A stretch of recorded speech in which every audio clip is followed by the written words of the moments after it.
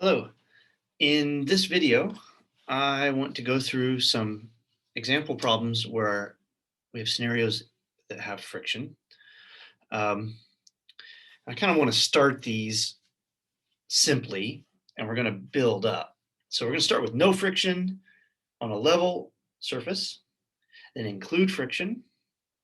Then we're going to have no friction when there's an angle, like a hill or a ramp, and then we'll include friction. And the problems get more and more elaborate and fun. If by fun, you mean, pain and suffering. No, it's not that bad. You can do this. Okay, so let's start simple.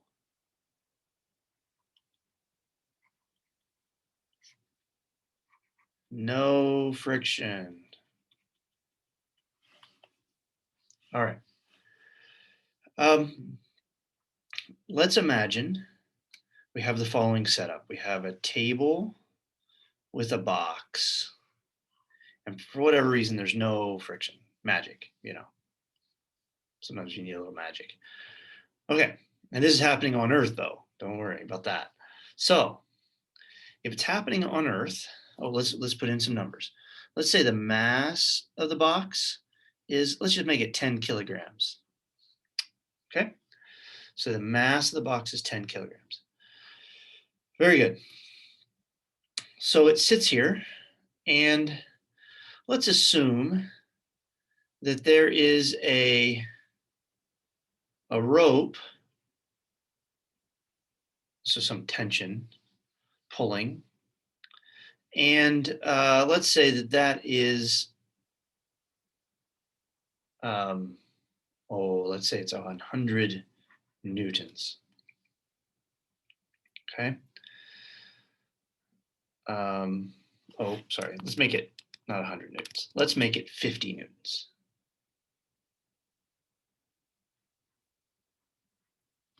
Okay. And very good. So let's go through and let's analyze this problem. What I would like to know is, if it's moving, and it will be because there's no friction, let's find the acceleration. And the acceleration is along the table. There's going to be no acceleration vertically. That'll be a useful fact to know as well. Okay, how do we handle this? Well, it's a force problem. So the first thing is going to be to draw the free body diagram. So there's my block. I have a weight going down, which equals minus m times g. We have another force, the tension force, going forward, and we have a normal force going upwards. And as of right now, not having solved this problem before, that's all I know. All right, now everything's nice and aligned with the axes, being vertical and horizontal. So we'll just go with that. So what we're going to do, and sometimes I even write that over here. So I just write like this. I'll just say y is in vertical and x is horizontal. We'll come back to this in a minute because for other problems, it'll be useful to make other choices. So let's make a table.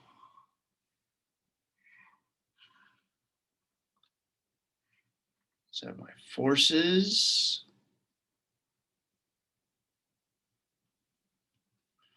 And then I have x and y components. All right, so the forces, well, there are only three. The table's maybe even a bit of an overkill, but that's okay. We'll put in the weight. And we know that that equals 0 in the x direction minus mg in the y direction. We have the normal force, which also equals 0 in the x direction, and it's some amount, I'll just call it n, in the y direction. I know that the normal force, by definition, is perpendicular to the surface. And because the surface is pointing in the direction we called x, the normal force must be in the y direction. And I expect the answer to be positive. And then I have the tension force, which is only in the x direction, and it equals 50 newtons, and nothing in the y direction. Consequently, here I can write down my net force. And in the x direction, I get 50 newtons. And the y direction, well, it better be 0 because it's not moving at all in the y direction. And so I would learn that normal force minus mg equals 0. Or turn it around, the normal force must equal mg. Piece of cake. All right. This I knew because the acceleration in the y direction was 0 because it was on the table. Now, the goal was to find the acceleration, and in particular, the acceleration in the x direction. So I find the net force in the x direction is 50. And I'd say the mass times acceleration in the x direction equals F net in the x direction. And I would say, oh, the acceleration in the x direction is the net force, 50 newtons, over the mass, which we said was 10 kilograms. And I get 5 meters per second squared. This is pretty big, half a free fall in magnitude. Okay, simple problem. Let's jazz it up a little bit. Let's imagine now, same scenario, but now with friction.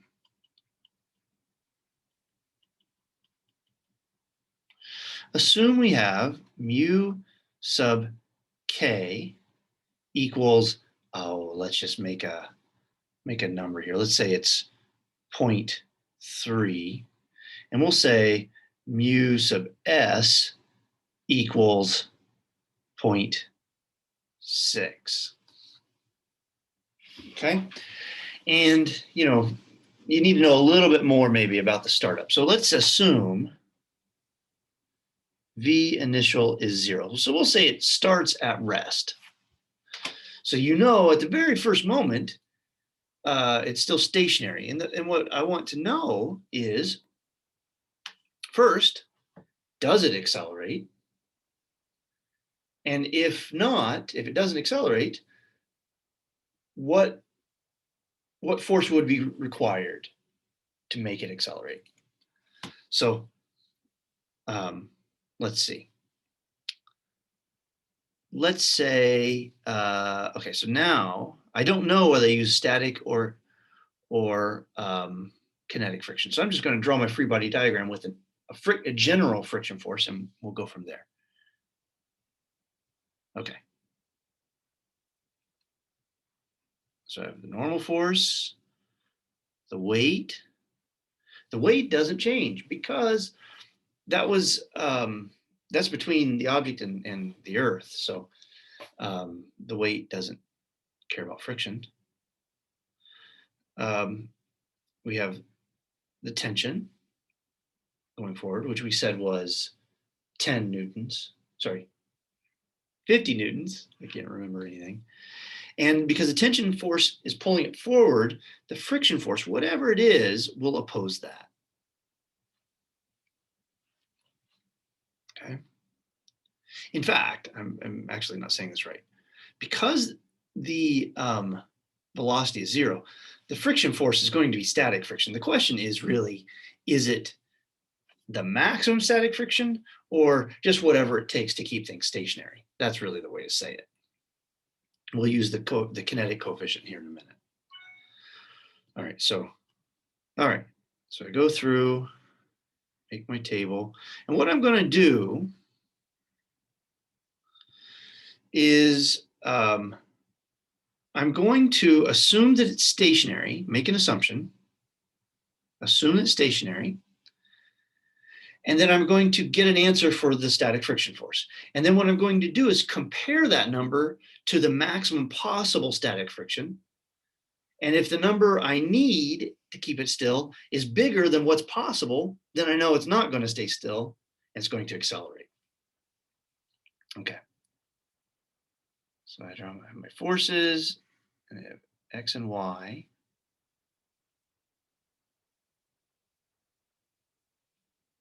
I draw X and Y the same way because nothing has rotated or changed in that as far as orientations. So I'm going to call Y that and X that. All right. And I have the weight, which is only in the Y direction, minus mg. I have the normal force, which is only in the Y direction.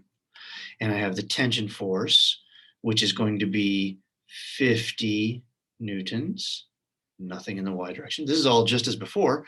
And now I have friction force. So I'm going to assume that it remains stationary and figure out what the friction force would need to be for it to be stationary, and then compare that to the maximum possible static friction and see what happens. And I'll just call that F sub S here. So just a moment here. Okay, sorry. And then, so the friction force would only act parallel to the surface, which for this problem is horizontal. So I know that there's no friction in the y direction. So I filled in as much as I can for my table. And now remember, we're going to assume the acceleration is 0 and find what static friction, at some number. And then compare that result to F sub S max. And that will let us know if it's possible for it to stay stationary or if it's going to move. So let's go through. All right, so to find if the acceleration is 0 in all directions, then the y direction is just like before. I learned that the normal force equals mg. You just add these up, set it equals 0. And here, what I would get in the x direction is that 0 equals, let's watch the minus signs here. The friction is negative. And so what I'm going to do is put an explicit minus sign there to remind myself that it's negative. And I'm going to get 50 minus F sub S equals 0. And it'd be 50 newtons, sorry. Therefore, the friction force needed to keep things stationary will be 50 newtons. Okay, so that's how much friction you would need to keep things still. Is that possible? Well, let's compare that number to the maximum possible static friction. F sub S max equals mu S times the normal force. Remember, the normal force equals m times g. When the table is level, when you tip things at angles, that's not true anymore. We'll come to that. So I know this is going to be mu sub S times m times g. Mu sub S, I just made these up, it's 0.6. That's a lot of friction. The mass was 10 and g is 9.8. So that's going to be 0.6 times the mass, which is 10 kilograms, times 9.81 meters per second squared up, almost out of room. And, okay, so that gives me 98.1 newtons times 0.6. It's going to be pretty much 60 newtons. Okay, it's a little less than that, but 69 newtons or something like that. Or 59 newtons, sorry, something like that. So we see that the static friction we need, which was the 50 newtons, is less than the maximum possible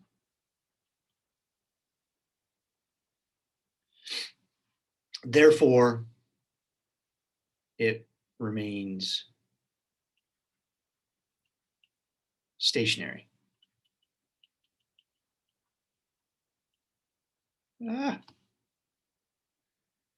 Okay, remains stationary and the acceleration is 0. Okay, fine. What would happen if you were, let's see, let's imagine now that the initial velocity was not 0. You come along, you swipe it and you whack it and get the thing moving, and then, okay, let it take over. What happens? All right. Now, the free body diagram is really the same. I'll redraw it now. But because it's sliding, I know that I have kinetic friction. So I will just modify this to reflect that fact. I know that it's sliding because I whacked it. The tension we'll assume is the same. And the normal force, whoa, everything's skewed right now. Normal force should go straight up. Sorry about that. The weight should go straight down. And I draw my force table. It is the same, at least qualitatively. Okay. And I have a weight, 0 in the x, minus mg, normal force, which is only in the y direction, tension force, which is only in the x direction. And I have a friction force, and I know it's kinetic friction. And because it's kinetic friction, we have a formula for that. So I know, and it's going to point to the left. So I know that's equal to minus mu k times the normal force. And this is the magnitude of it. Okay? And nothing in the y direction. Very good. Now, we still know that the acceleration in the y direction is 0 because that table is keeping it from moving up and down. So that means this y column adds up to 0. So I still have that the normal force equals mg. Just add these up, and that's what you get, and it's going to be 98.1 newtons. In the x direction, we don't know. We know the velocity isn't 0. No, that just tells us that the friction should be kinetic friction. We have no idea whether it should be accelerating or not. Typically, it's going to have an acceleration, unless just the numbers were miraculously conspired. So let's find the acceleration in the x direction. To do that, I would just add this up, and I'd say mass times acceleration in the x direction equals the net force in the x direction. So I add these up, and that's going to be the tension minus mu k times the normal force. But the normal force equals mg, which is 9.8 newtons. So this is going to be the tension, which we said was 50 newtons, minus,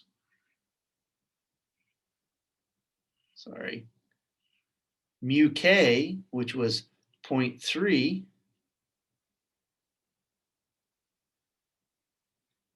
times the normal force, which we said was 98.1 newtons. All right. This is pretty much 100 newtons times 0.3. This is about 30. This is going to be pretty darn close to positive 20 newtons. So the net force, including friction, is about 20 newtons, in round terms. And setting that equal to mass times acceleration is going to let me turn it around. I solve for the acceleration, and I get pretty darn close to 2 meters per second squared. Remember, if I went all the way back, with no friction, we had an acceleration of 5 meters per second, which was a lot. And now with friction, kinetic friction, we have an acceleration of 2 meters per second squared. So it's still not small, actually, but it's about 40% as big as it was before. So the effect of friction is to reduce the acceleration that the object has.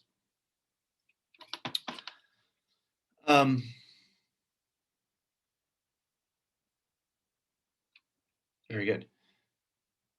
If we were to solve, I'm not going to do this one, but you could also imagine a similar problem where you let go of the rope, so there's no tension, but it's moving along. It was some initial velocity.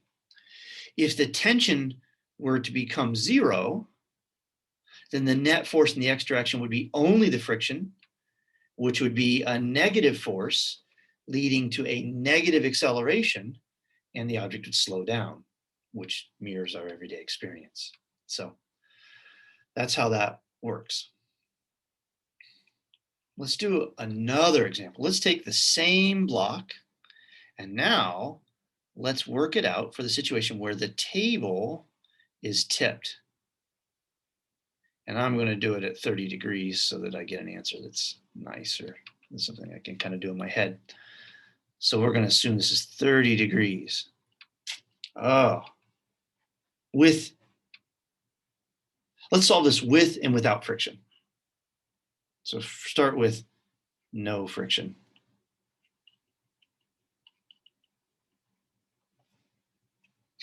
Okay, and I'm going to do friction, but I'm going to put it on we're going to do something kind of different. We're going to find the critical angle needed to make something start to slip, and then we will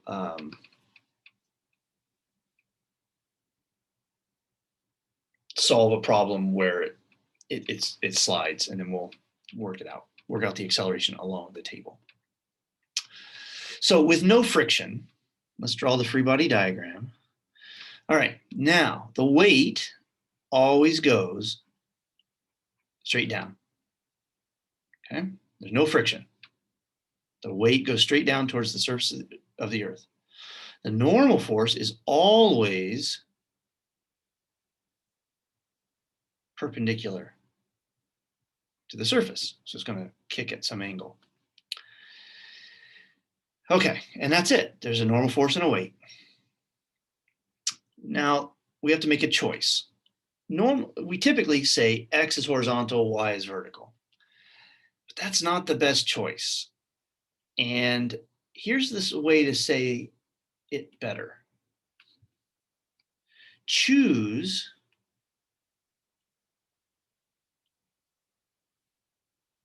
X and Y so that the acceleration is only in one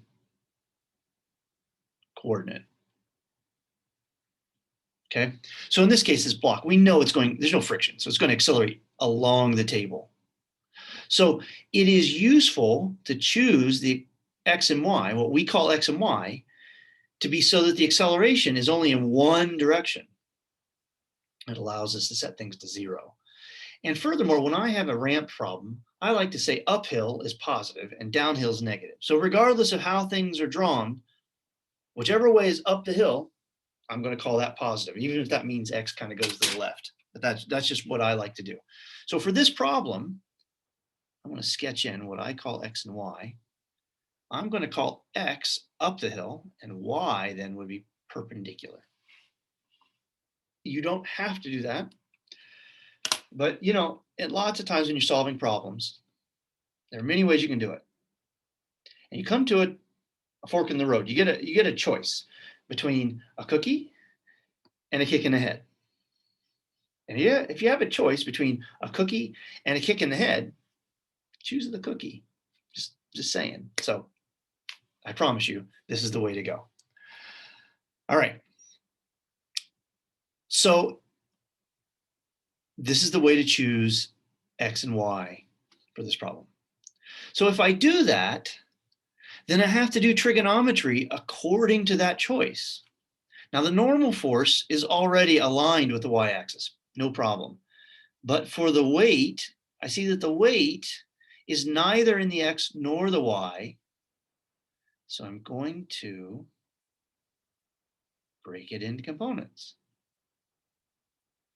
And this part, the weight in the Y direction equals minus M. Oh, wait, hold on. We got to think about this for a second. About jump the gun there. Okay, now here's the deal.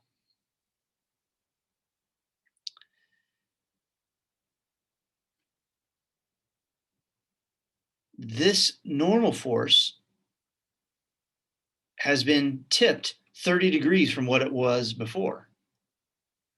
And that means that this angle up here is 30 degrees. So this angle here of the ramp becomes this angle here in this triangle. Now, if you don't like that, you can do a trigonometry proof and whatever. Here's the way I like to figure out these angles. I imagine scissors. Okay. So what I do is I picture the ramp. I guess for you it's that way. I picture the ramp, and then I imagine how things move as I lower the ramp down to 0. And if I do that, then what I see is that if you make the ramp go to 0, this angle scissors to 0. So when the ramp angle goes to 0, this top angle goes to 0. Turns out, in all of our examples, that's going to be enough to let us know that they have to be the same. If they go to 0 at the same time, they're going to be the same angles. If you can't remember that, just remember the angle goes at the top. We don't do tons of crazy things, so we get the same choices in many problems, so it'll always come out that way. All right. On the hypotenuse, I have minus mg. This is adjacent to the angle, so this is going to be minus mg cosine 30. And over here, I'm going to get minus mg sine 30. This is the part in the x direction, because remember, x is parallel to the ramp. And this is the part in the y direction, the component in the y direction, because y is perpendicular to the surface. Okay, weird choice of coordinates. And that's really the key to the whole problem here. Go through the rest of it the same. Draw my forces, or force table.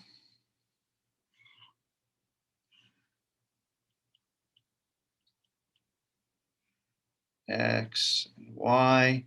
I have a weight. Now, the weight has an X and a Y component now. So in the X direction, I get minus mg sine theta.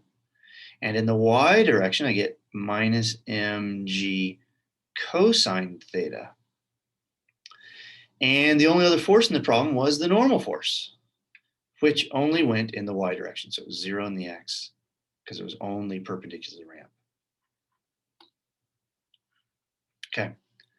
Now, we know the acceleration in the y direction, namely in the direction perpendicular to the ramp, is 0, which means that 0 equals normal minus mg cosine theta, or normal force equals mg cosine of theta. Aha. In the previous examples we did, the normal force equaled mg. Now it's equal to mg cosine theta. Sorry, just checking the time. So what you see is the angle changes the normal force. After all, that makes sense, because if you were to make the ramp be vertical, 90 degrees, the normal force would go to 0. It would just free fall. The block would just free fall. So when the angle is 90 degrees, cosine of 90 is 0, normal force goes to 0. All right, so that's the y direction. Therefore, we find that the net force in the x direction would just be minus mg sine theta, and that must equal the mass times acceleration in the x direction, which is parallel to the ramp, and positive is up the ramp, negative is down the ramp. And dividing things, I get the acceleration in the x direction is minus g sine theta. So the acceleration along this ramp changes with the angle, which you know. I mean, if the ramp is, if it's flat, the acceleration is 0. It just sits there. If you plug in 0 into the angle, sine of 0 is 0. So the acceleration is 0. Makes sense. If you plug in 90 degrees, so it's a vertical ramp, what we call the x direction becomes up and down, vertical, and the acceleration becomes minus g, because sine of 90 is 1. So that's how that works. All right. We're going to do the same example. We're going to assume kinetic friction and I tell you what, let me pause, let me stop this video here, and I'll do the same example, but now with friction. And what we're going to do is, instead of assuming the angle is 30 degrees, I'm going to figure out what is the angle needed for something to start to slip, and then we'll solve a problem where it slides on a ramp with friction.